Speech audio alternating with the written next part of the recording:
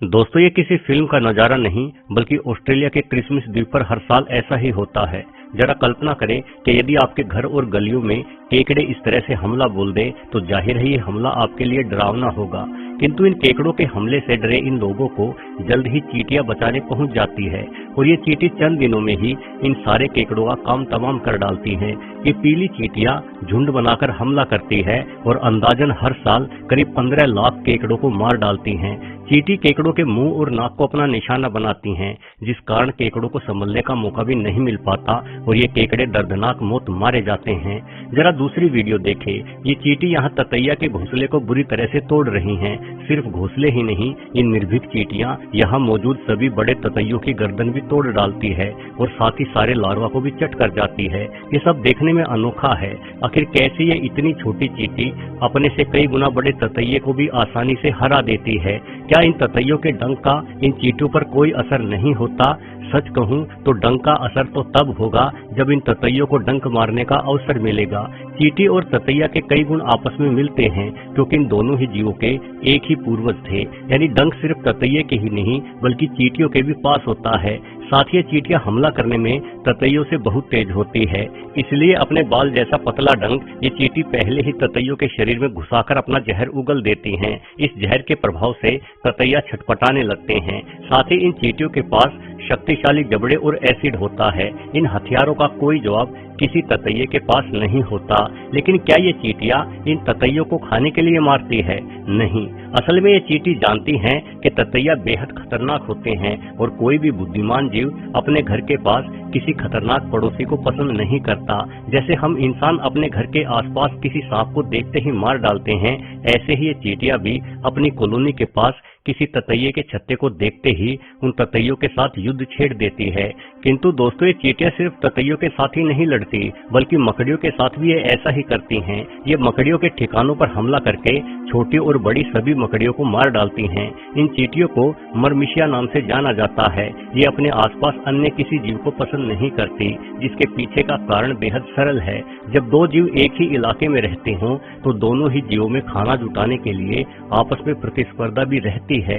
ऐसे में ये चींटियां अपने इलाके के प्रतिद्वंदी को अपने रास्ते से हटाने का सोचती हैं ताकि उस पूरे इलाके पर केवल इन्हीं का कब्जा रह सके। ये चींटियां आकार में भले ही छोटी हों परंतु समूह में मिलकर ये बड़े से बड़े जीव को भी मार सकती हैं। इस वीडियो में देखिए कि कैसे इन चींटियों ने पानी में रहने वाले एक सांप को पकड़ लिया और उस सांप को लगभग जिंदा ही खा रही हैं। चींटियों जैसे छोटे जीव इस पृथ्वी के सबसे प्राचीन कीटों में से एक हैं। धरती पर इनका अस्तित्व डायनासोरों से भी करोड़ों साल पहले से है। जाहिर है इतने लंबे समय से अपनी जाति को बचाए रखना किसी जीव के लिए केवल तभी संभव है जब वो जीव बेहद सक्षम हो। पीढ़ी दर पीढ़ी के बदलाव ने इन चींटियों को न सिर्फ डंक दिया बल्कि इनके डंक को भी जहरीला बना दिया। साथ ही इनके जबड़े बेहद मजबूत और कैंची जैसी धार रखते हैं। कुछ चींटियां अपने आसपास की हर चीज पर एक चिपचिपे पदार्थ से विस्फोट करने या स्प्रे करने में भी सक्षम होती है।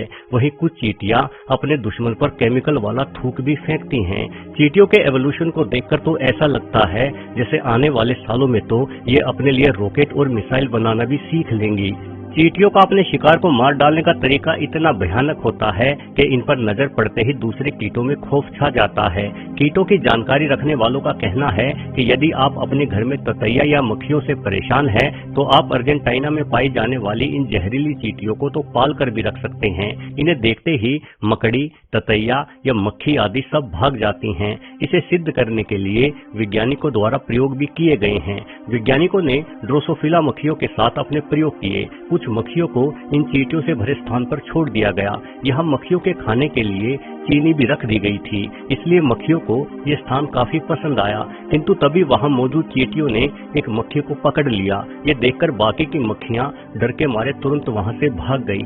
इन भयभीत मक्खियों को शांत होने और दोबारा से वापस उसी स्थान पर लौटने के लिए काफी समय लगा। यानी चींटियों से पैदा हुआ डर मक्खियों ने याद रखा। चींटियों की सबसे अनोखी खासियत होती है एक दूसरे के साथ संपर्क बनाए रखना, जिस कारण ये झुंड बनाकर एक साथ ही हमला करती हैं। फेरोमोन हार्मोन का उपयोग करके ये आपस में बातचीत करती हैं, लेकिन ऐसा नहीं है कि चींटी बातचीत करने के लिए सिर्फ एक हार्मोन तक ही सीमित है। ये इंसानों की तरह अलग अलग आवाजें निकालकर भी बतियाती हैं। चींटियों की कॉलोनी में पद के आधार पर उनकी अलग अलग आवाजें होती हैं। ये आवाज एक साधारण वर्कर चींटी की है, वहीं ये आवाज सैनिक चींटी की है। अगर रानी चींटी की बात की जाए तो वो कुछ ऐसे बोलती है। इन आवाजों को इतनी बारीकी से बेहद संवेदनशील माइक्रोफोन से रिकॉर्ड किया गया है। दोस्तों, ईसाई और इस्लाम धर्म के लोग किसी इंसान को मरने के बाद उसे दफना देते हैं। दफनाने के स्थान को कब्रिस्तान कहा जाता है। आप जानकर हैरान हो जाएंगे कि इंसानों के अलावा सिर्फ चींटियां ही इस पृथ्वी पर ऐसा जीव है जो कब्रिस्तान बनाती है। ये काम फोर्माइका आर्किबोडी नस्ल की चींटियां करती हैं। ये चींटियां न सिर्फ दूसरी चींटियों का शिकार करती हैं, बल्कि उनकी खोपड़ियों को इकट्ठा करती हैं। ये खोपड़ियां सजावट के तौर पर इन चींटियों की कॉलोनी में पड़ी रहती हैं। वैज्ञानिकों को इस बात का कोई अंदाजा नहीं है कि ये चींटियां इन खोपड़ियों का आखिर करती क्या हैं। कुछ वैज्ञानिकों के अनुसार इंसानों ने कब्रिस्तान बनाना शायद इन चींटियों को ही देखकर सीखा होगा।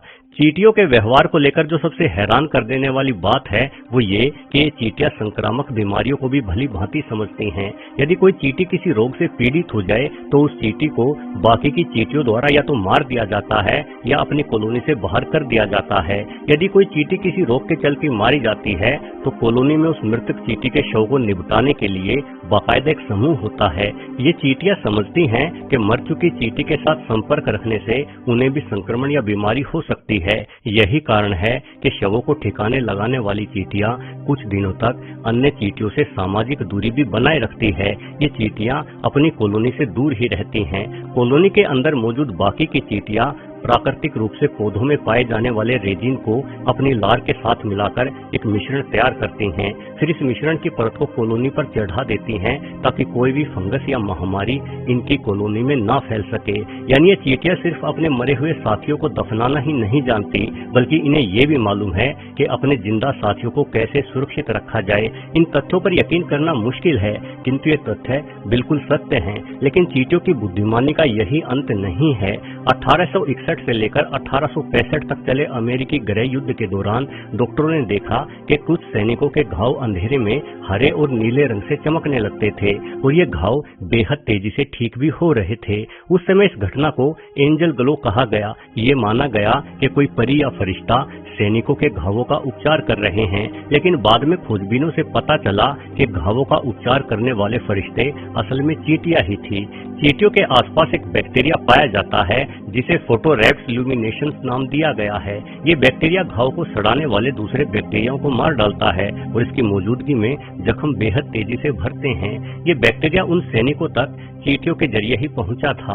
यानी चींटियां बेहद ही अच्छी केमिस्ट भी होती हैं। दोस्तों, जिस तरह से हमारा विज्ञान तरक्की कर रहा है, हम इंसान धीरे धीरे हर पीढ़ी के साथ नया सीख रहे हैं, उस प्रकार से चींटियों की बुद्धिमानी भी उनके करोड़ों वर्ष के अनुभव का ही परिणाम है। ये चींटियां बेहद छोटी होने के बावजूद भी लगातार सीखते हुए इतने लंबे समय तक धरती पर अपना वजूद कायम रखे हुए है। वीडियो देखने के लिए आप सबका बहुत बहुत धन्यवाद।